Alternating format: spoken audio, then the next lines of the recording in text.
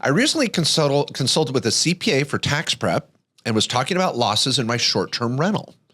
Put into service in 2022, last year.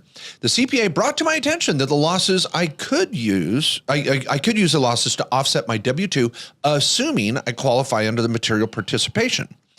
That's a pretty cutting edge CPA right there. We are teaching short-term rental strategies, and they're very unique. There's a loophole in that. Yeah. So I want to commend you that you're onto something with the accountant. Then the accountant says, but you are capped by the money you've put into the rental, which is he described as the at-risk rule, and said the cap is the total cost of upgrades and renovations, principal paid on mortgage prior to being put into service, since it was my primary residence in 2018 to 22. Down payment and closing costs. I hate to say this too, but the at-risk rule includes recourse debt, which is really interesting that the accountant didn't refer to that. So if I buy a rental property and put down 20 grand and get a mortgage for 80 grand and buy a property for 100 grand, my at risk is 100 grand. I'm on for the mortgage of 80 and I put down 20. So now I get to peel out the cost of land and depreciate the rest with cost seg or whatever. Same thing applies if you have a primary residence and you contribute to this project. So I just would take a little, just as an aside, Leonard, make sure it is true. You've got all of us, we can't write off more than we're at risk. As an aside, can I tell a quick story? It'd be okay. I mean, you're already going long on this question. Oh, no, I am? Yeah. You're feeling that? I'm sorry. I'm enjoying it. Okay, you're okay? Okay.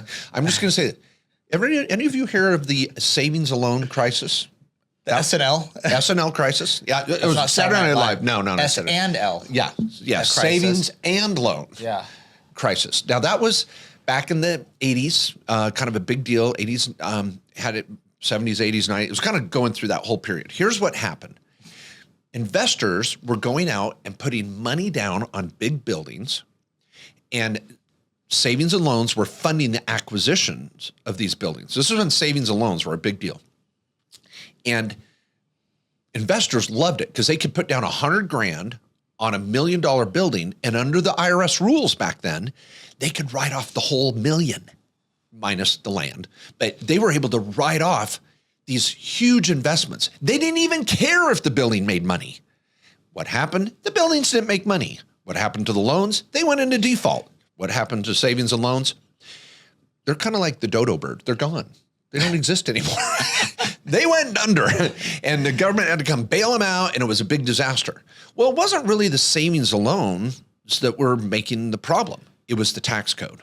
The tax code was letting investors write off more than they were at risk. They didn't care if they lost the 100 grand because they got a write-off for 200, 300, 400 grand or more. So the IRS and the Congress changed the law and said, blah, blah, blah, blah, blah. You can take loss write-offs on these short-term rentals and these sorts of things, but in any sort of rental, but you have to be at risk to be able to take that write-off. And that includes the recourse debt. If you're on for the debt, personally, you get to add that to your at risk. So anybody out there, you're like, well, I got a non-recourse loan. Well, that means your at risk is only what you put into it, plus repairs and maintenance and well, I shouldn't say repairs and maintenance, but improvements and things like this. So Leonard, and everybody out there, kind of a digression, but I think that was a very important story to share. Thank you. Did you appreciate that? Yeah, way back to the SNL crisis. Okay. Yeah. I don't know. I'm just going to say, Leonard, I think you're on track. The short-term rental strategy is excellent. You've got to materially participate. Matt and I have held a couple podcasts on the short-term rental strategy. They're in our history. Please get back and listen to those in full. In the last 6 months, I think we've done a couple, and I would really recommend you go listen to those. But that's where I would go, Leonard, is listen to our podcast on the short-term rental strategy. You're on track. I'm liking what you're doing, but the at-risk is in the comment here. Maybe not what you expected me to comment on, but that's the concern.